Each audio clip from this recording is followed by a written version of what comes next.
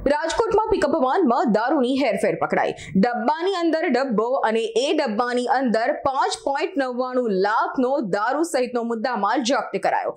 દારૂબંધી છે છતાં ગુજરાતમાં મોટા પાયે દારૂની હેરાફેરી અને વેચાણ થાય છે।